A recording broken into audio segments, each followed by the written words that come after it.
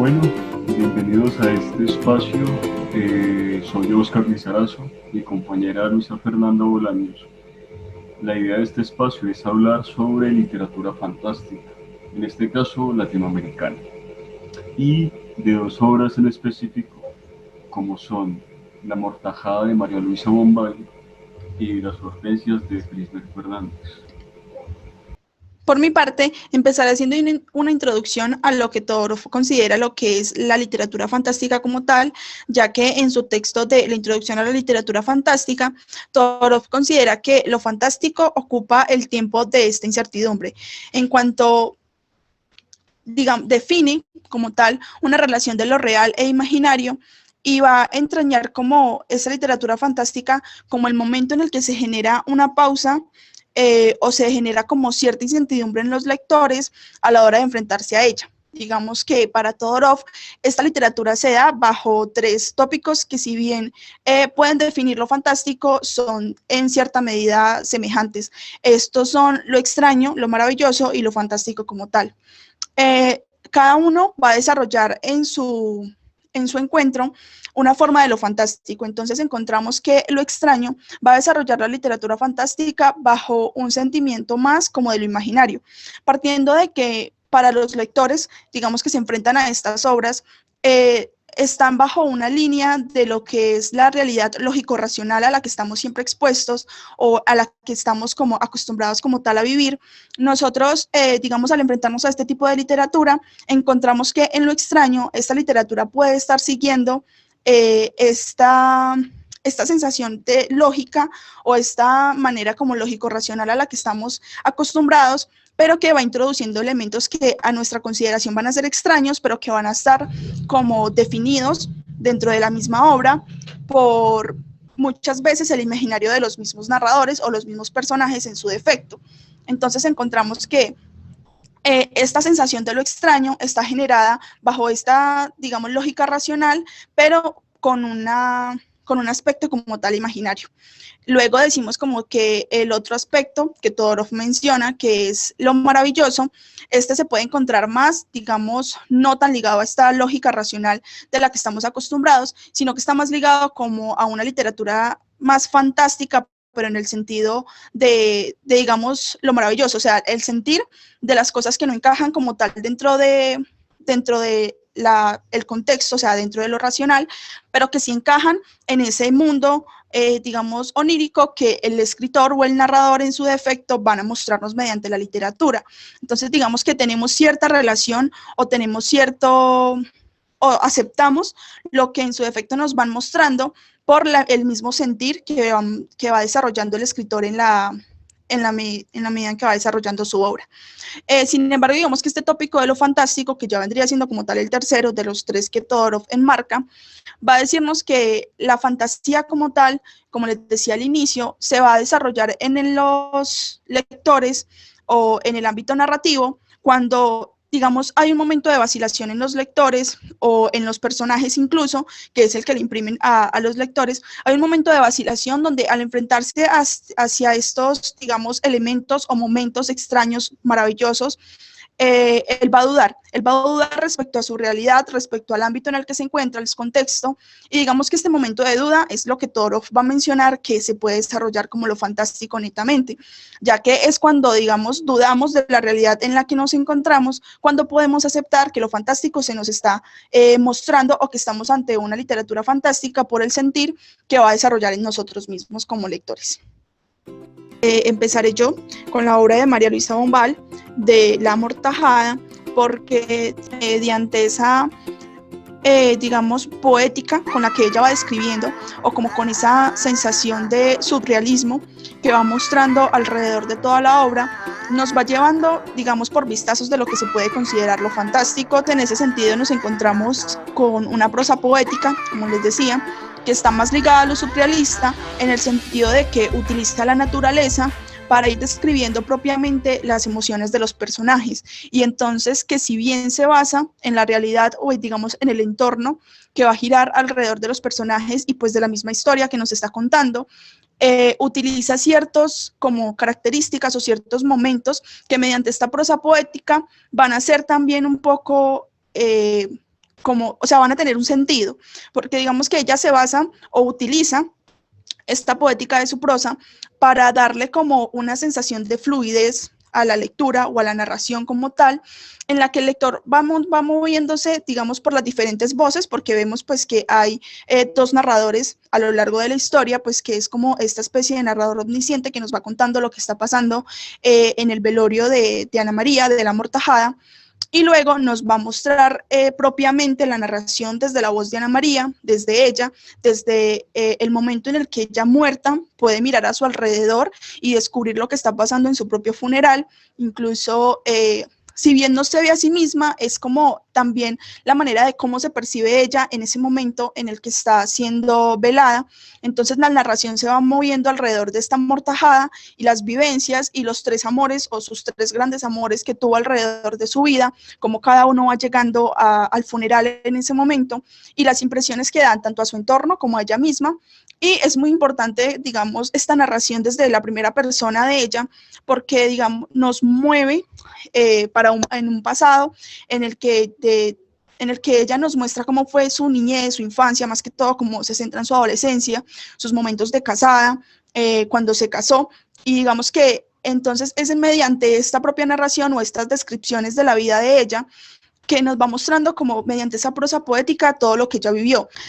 Esta noción de lo fantástico, que como les decía al inicio, es como esa vacilación que genera tanto en el lector como en los personajes, los momentos a los que se enfrentan como tal los personajes o la misma narración, la podemos evidenciar de una forma más amena o más propia en la página 52 de La Amortajada, cuando dice lo siguiente. Entonces ella vio, pegada a la tierra, una enorme cineraria de un azul oscuro violento y mojado y que temblaba levemente. Durante el espacio de un segundo, el niño y ella permanecieron con la vista fija en la flor, que parecía respirar. De pronto, Fred desvió la luz y la tétrica cosa se hundió en la sombra. ¿Por qué persistió en ella la imagen azul y fría? ¿Por qué sus carnes se apretaban temblorosas mientras volvía hacia el coche apoyada en el hombro de Fred? Porque había dicho suavemente a Fernando: tiene razón, es peligroso seguir viaje, esperemos que amanezca. En este momento de la narración, Ana María, sus hijos y Fernando se encuentran en un paseo y fueron a dar en caballos, y hay muchos sucesos que van pasando alrededor de dicho paseo. Digamos, el primero de ellos es que Anita, la más pequeña, se antoja de tener una lechuza, Fernando la mata, y la lechuza se queda con los ojos quietos, fijos, cuando la niña la toma, se queda con los ojos fijos mirando hacia la niña, cuando ella tiene sobre su regazo. Entonces, digamos que esto empieza a mostrar como esta psicología de lo extraño, pues que primero la lechuza puede ser algo extraño que se deje matar tan fácil, porque estaba parada sobre un poste y vio que Fernando sacó la escopeta, la lechuza, pues, digamos, la toma la niña toma la lechuza, la deja sobre su regazo y la lechuza queda con los ojos abiertos mirándola fijamente. Y más adelante, cuando ellos van avanzando, no encuentran el lugar al que iban y se encuentran un hombre que de Ana María le dice luego a su madre que tiene los mismos ojos de la lechuza. Entonces la madre de una entra en histeria porque esto ya empieza a ser como, cada vez se vuelve más extraño. Entonces cada vez nos vamos abriendo más hacia esa finalidad de la aparición de esta cineraria, la cual, si bien es primero que nada extraño que aparezca en un campo donde hay una tormenta en ese momento, y en un campo pues que estas cinerarias son nativas del África. Entonces primero es extraño pues que esté en ese momento, luego que sea ese azul tan vivo, así tan intenso con el que se describe, que finalmente cuando ellos la miran fijamente parece que respirara como si fuera la misma tierra ante ella, y es en ese momento de vacilación donde podemos decir que nos enfrentamos hacia esto fantástico, porque es una planta que está respirando y que luego se desaparece. Hay un elemento muy importante que a lo largo de toda la narración nos lo vienen como tal remarcando, y es una voz que la llama a ella, una voz que llama a Ana María constantemente cuando estamos bajo su punto de vista, digamos bajo esa primera persona narrativa, nos va mostrando que la está llamando, que le dice vamos, y ella siempre es como, ¿a dónde? Entonces es como ese momento donde, digamos, ese magnífico también, eso maravilloso, se va mostrando a lo largo de la historia, porque uno podría pensar que no, pues es una especie de fantasma, puede ser su madre ya muerta, que puede ser como ese algo que la llama hacia la muerte y que finalmente logra llevársela luego de que ella se desprende como tal del amor y el odio que sentía por su esposo, ya que aquí hay una significación muy importante, y es que era como lo último que la tenía atada a la tierra a ella. Entonces ella dice como que cuando se suelta ese nudo, ella finalmente logra, como se diría, digamos, bajo nuestra normalidad, descansar en paz. Pero afortunadamente no es así. Vemos que la narración, la misma narración de ella nos va mostrando cómo su proceso, cuando la sacan como tal del lugar donde la están velando, hay algo muy importante, y es que nos dicen que ella nunca estuvo como tal en un ataúd, sino hasta el momento en el que la van a ir a enterrar, efectivamente. Y entonces eso también nos muestra como esa peculiaridad, pues porque estamos acostumbrados a otro sentido en el que el muerto simplemente se vela encerrado en un cajón y todo esto, pero ella siempre estuvo al aire libre, por eso pues pudo observar todo a su alrededor. Y a medida que va bajando, pues ella va describiendo también su casa, va dando vistazos del por qué ciertas cosas no deberían estar allí. Pero aquí hay algo, y es que la tierra la empieza a llamar a ella. Cuando, digamos, ella ya está o la están enterrando, nos muestra una imagen muy linda, y es cuando, por ejemplo, lo siguiente. Y he aquí que ella se encuentra sumida en profunda oscuridad, y he aquí que se siente precipitada hacia abajo, precipitada vertiginosamente durante un tiempo ilimitado hacia abajo, como si hubieran cavado el fondo de la cripta y pretendieran sepultarla en las entrañas mismas de la tierra. Y algo atrajo a la amortajada hacia el suelo otoñal,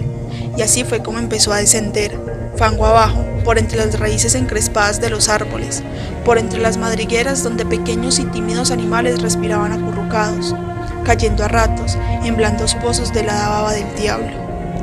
Descendía lenta, esquivando flores de huesos y extraños seres, de cuerpos viscosos que miraban por dos estrechas hendiduras tocadas de rocío, topando esqueletos humanos maravillosamente blancos e intactos, cuyas rodillas se encogían como otrora en el vientre de la madre. Hizo pie en el lecho de un antiguo mar y reposó allí largamente, entre pepitas de oro y caracolas milenarias. Vertientes subterráneas la arrastraron luego en su carrera bajo inmensas bóvedas de bosques petrificados. Ciertas emanaciones la atraían a un determinado centro, otras la rechazaban con violencia hacia las zonas de clima propicio a su materia. Ah, si los hombres supieran lo que se encuentra bajo ellos, no hallarían tan simple beber el agua de las fuentes, porque todo duerme en la tierra y todo despierta de la tierra. Una vez más, la amortajada refluyó a la superficie de la vida. En la oscuridad de la cripta, tuvo la impresión de que podía moverse al fin, y hubiera podido, en efecto, empujar la tapa del ataúd, levantarse y volver derecha y fría por los caminos hasta el umbral de su casa. Pero, nacidas de su cuerpo, sentía una infinidad de raíces hundirse y esparcirse en la tierra como una pujante telaraña por la que subía temblando, hasta ella la constante palpitación del universo. Y ya no deseaba sino quedarse crucificada a la tierra, sufriendo y gozando en su carne el ir y venir de lejanas, muy lejanas mareas, sintiendo crecer la hierba, emerger islas nuevas y abrirse, en otro continente, la flor ignorada que no vive sino en un día de eclipse, y sintiendo aún bullir y estallar soles, y derrumbarse, quién sabe a dónde, montañas gigantes de arena. Entonces aquí podemos ver que finalmente ella, luego de toda su narración, termina siendo una sola con la tierra. Entonces esto también nos permite cavilar un poco en este sentido del fantástico, en el momento en el que ella dice que se podía mover, que se podía regresar a su casa, pero prefiere ya no hacerlo porque se siente más descansada y serena en el lugar en el que está. O ella fue finalmente una con la misma tierra. Entonces es como esta transformación del mismo personaje que finalmente termina ha llegado allí. Entonces le doy paso a mi compañero que va a hablar acerca de las hortensias. Vale, Luisa, muchas gracias. ¿Qué sucede dentro de las hortensias? Hay un hombre que al parecer se hizo rico por fabricar muñecas, en este caso, que fue como un negocio familiar que empezó a acrecentarse y empezó pues a tomar más vida con pues, con el que la tenía ahora recientemente. Y precisamente él empezó a expandir ese negocio y no solo a crear las muñecas, sino a crear escenas de esas muñecas y a crear posibles leyendas de esas muñecas que pues iba participando pues de ellas. Y ese era como el vínculo que tenía, o sea, principalmente era un hombre que su vida la desarrollaba alrededor de otras vidas, en este caso que se planteaba con las muñecas. Y allí, eh, para mí, o sea, obviamente hay una constante imagen fantástica, o sea, para mí toda la narración de cierta medida es un tanto increíble en el sentido en el que él crea, ellos, tanto él como su esposa, crean un vínculo muy fuerte con las muñecas, en este caso con la primera Hortensia, que es la Hortensia que él tuvo por si llegaba el caso le faltaba a su mujer. Sí, que además es una imagen muy fuerte en el sentido de que donde, si se muere la mujer, él va a quedar con una muñeca, o sea, para poder solventar un poco y para poder, digamos, tener ese consuelo sobre la muerte de su mujer, va a tener una muñeca, pero esa muñeca, él trata de darle precisamente vida, que tenga calor incluso, que se sienta piel y que no se sienta tan tosca. Ese es ahí donde uno empieza a mirar como un poco el elemento extraño dentro de la obra, porque eso es absolutamente extraño que un tipo quiera, que una muñeca quiera ser, digamos, como una persona, pero es aún más extraño que quiera tener, digamos, una segunda esposa, ¿cierto? Y sin embargo, dentro de esa misma narración no es solo una, sino que es que Hortensias empiezan a ser varias. ¿En qué sentido? En el sentido, pues, de la misma mecánica con la que él empieza, o con la que él mandó a crear esa muñeca, o con la que la mandó a reparar. Una muñeca que se pudiese rellenar de agua para que diese calor, y una muñeca que, reitero, no fuera tan tosca. Y es muy importante, y es espectacular porque, en cierta medida, él empieza como a entrar o como a entrar en ese mundo que es precisamente casi idílico, como el de María Luisa Bombal, sino que es que el de María Luisa Bombal sí es más idílico, o sea, en el sentido que quizá hay muchos más sueños presentes aquí también, pero digamos que en parte es como un sueño casi vivo, en el sentido en el que él empieza a creer que las mismas muñecas y las mismas escenas de las muñecas se empiezan a llamar, ¿no? Él también siente un llamado. Entonces ese llamado es precisamente el que él cree que está dentro de las muñecas, dentro de los ríos detrás de las muñecas, dentro de la música, de piano y dentro de toda esta, digamos, estructura que hay en todas las escenas, en todas las vidrieras donde están las muñecas. Y donde él empieza a creer, que ese también es un hecho fantástico, que dentro de esas muñecas o dentro de cada muñeca hay una vida en específico que se tomó esa muñeca. Él no cree que sean obviamente seres precisamente, digamos así, de madera o de lo que estén hechas, de yeso en este caso o de cera, sino que él también cree que hay una vida dentro de ellas que es precisamente la que lo conecta como con esa grande suposición. Y por ejemplo uno entra allí dentro de la novela como estilo narrativo y uno al principio, al principio él empieza a escuchar dentro del gran salón como ciertos ruidos y automáticamente sale a la calle, o sea, prácticamente hay un llamado sobrenatural constante dentro de la obra, que es la que acompaña al personaje constantemente y la que lo hace cuestionarse, por ejemplo, que incluso es una cuestión que haría el lector dentro de los elementos que planteábamos ahora, que era qué es real y qué no es real, y en cierta medida qué realidad es la que, digamos, la que se está viviendo, si es la que está afuera, ¿sí? O la que él mismo se está creando pues, dentro del universo pues, con las muñecas. Por ejemplo, una de las partes, apenas iniciando la obra, que precisamente él fue a una de las digamos, de estas presentaciones, una parte dice, Al principio puso atención a los ruidos de las máquinas y los sonidos del piano, que parecía que eran mezclados con agua, y él los oía como si tuviera puesta una escafandra. Por último se despertó y empezó a darse cuenta de que algunos de los ruidos deseaban insinuarle algo, como si alguien hiciera un llamado especial entre los ronquidos de muchas personas para despertar solo a una de ellas. Pero en cuando él ponía atención a esos ruidos, ellos subían como ratones asustados. Estuvo intrigado unos momentos y después decidió no hacer caso. De pronto se extrañó de no haberse sentado en el sillón. Se había levantado sin darse cuenta. Recordó el instante muy próximo en el que abrió la puerta y enseguida se encontró con los pasos que daba ahora. Lo llevaban a la primera vitrina. Entonces, precisamente, hay como un tipo de una voz, o sea, una voz dentro del contexto de la obra, o una voz, digamos, dentro de la cabeza del personaje que hace, que él precisamente vaya hasta, o sea, como que atiende al llamado de una de las hortensias, o una de las muñecas, precisamente. Obviamente, particular, que son los espejos, que lo hacen ver en cierta medida lo que, digamos, podría decirse lo que él observa mientras no observa directamente. Es decir, yo estoy acá, por así decirlo, y la pantalla me hace ver lo que está atrás, que de cierta medida yo no lo estoy observando. Descubre como otra forma, digamos, como otra forma de ver no solo el mundo, sino el contexto. Cuando Horacio ya se ve demasiado atrapado, o sea, demasiado atrapado por ese mundo de las muñecas, él trata pues como de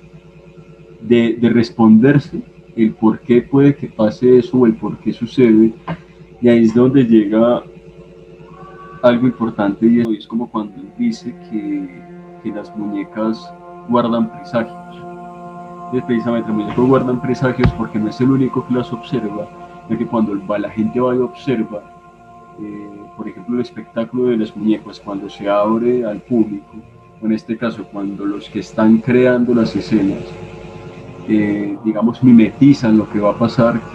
o sea, inventan historias dentro de las propias muñecas, que son las que supuestamente suceden, pero en realidad, digamos que las modifica un posible observador o las modifica un posible lector, que es precisamente lo que puede llegar a intuir uno dentro de la lectura, valga la redundancia, como persona que lee, y dentro de la conexión de los elementos de lo fantástico, que en qué momentos vacila uno, en qué momentos vacila el personaje como observador, porque prácticamente en la que él está observado, en la que él está perseguido, es precisamente un elemento de cierta medida mágico, porque no hay una respuesta lógica como decir, no, lo que pasa es que las muñecas son mecánicas, o las muñecas las movió un viento, no. Siempre hay un velo como de misterio en el que tal vez haya una respuesta sobrenatural y haya digamos, un fenómeno de tipo en el que él es un hacedor de vidas, ¿sí? En el sentido en el que trata digamos, de crear, en este caso, personajes, ¿sí? O vidas, que son las muñecas, pero no solo ello, sino la conexión que tienen, pues, como lo decía ahora, como con el mundo, pues, como de los espíritus, donde él cree o asume que las que poseen a esas muñecas precisamente son mujeres reales, e incluso asesina a Hortensia, o sea,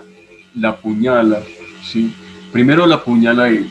que es un elemento bastante fuerte, porque es como la idea de mandarla otra vez a modificar para mejorarla, porque a uno la sigue sintiéndolo bastante humana, y después la apuñala a ella porque al parecer es muy humana. Es tan humana que al parecer dice, no, se va, digamos, a robar lo que soy yo ante Horacio, y va a empezar a ser ella la nueva María. Tanto así que cuando Hortensia falta, él la ve casi mutilada. No, pues es que si Hortensia modificar una vida real, o tratar de poner una vida real sobre una personificada, Entonces, ese elemento aún lo hace más. Para mí la novela siempre está como en un tono de lo extraño, o sea, es absolutamente extraña y sobrenatural en ese sentido, en el sentido de los sonidos, de los ruidos, de las voces que él escucha, de lo que lo llama. Fantástico en la medida en que al lector se le hace totalmente increíble que la figura de una muñeca tenga tanto poder humano que incluso mueva masas y piense en esas masas, que era una de como de los problemas que también estaba en la novela, del rumor que se creía que era la imagen de la hermana que supuestamente habían matado y se eran absolutamente culpables y creyeron que era ella. Incluso la parte en la que le fueron una de las brumas, María Horacio, que cuelga Hortensia en el árbol, se escucha el rumor a lo lejos de que se asomen que apareció la difunta. Entonces precisamente esos elementos en los que las muñecas efectivamente, en este caso a Hortensia, que es como la figura más fuerte, digamos, tiene vida y en cierta medida tiene esa vida porque se la dan los que la ven y los que la crearon. Horacio crea una vida aparte y precisamente esa vida de ensoñación, cuando se le escapa de las manos, que es donde cree que necesita a María, que es donde vuelven, donde se reconcilian un poco, donde tratan de volver a la vida, digamos, normal, no se puede, porque siempre está la obsesión por esa figura de Hortensia, que al final de cuentas se instauró en ellos, en uno por la necesidad, por una necesidad obsesiva que uno ni siquiera va a entender en realidad como la razón de ser, y María en el sentido obsesivo de tratar también de eliminar esa figura, de sacar esa figura, terminó convirtiéndose casi en una, porque también si uno puede ver el hecho de maquillarse, de maquillar a las muñecas, de ponerse sus vestidos, de pintarse, que es una escena que casi uno ve al final, que es cuando se pinta para asustar a Horacio como una de las muñecas que es negra. Obviamente es como también la obsesión de ella, es como si viéramos en un contraste quién es la real y quién es en cierta medida como una muñeca u otra de las creaciones. Es como un juego constante en el que el lector siempre va a estar precisamente preguntándose, bueno, pero ¿qué pasa aquí? ¿Qué podemos discernir como real? Entonces, ese tipo de elementos transforman precisamente a la persona y siempre son, reitero, elementos de naturaleza fantástica. Y esos elementos de naturaleza fantástica modifican totalmente tanto la perspectiva de los personajes como la visión del lector, que era lo que planteaba Luis en un principio, y es esa vacilar que sí es, que no es, y que dentro de esa vacilación haya una respuesta concreta. No es así, porque de ser así, quitaría fuerza al elemento fantástico dentro de la narrativa. Muchas gracias, Oscar, por tus aportes. Esto fue como tal nuestro análisis de las obras La Amortajada y Las Hortensias desde los ámbitos de lo fantástico. Entonces esperamos que estén muy bien. Muchas gracias.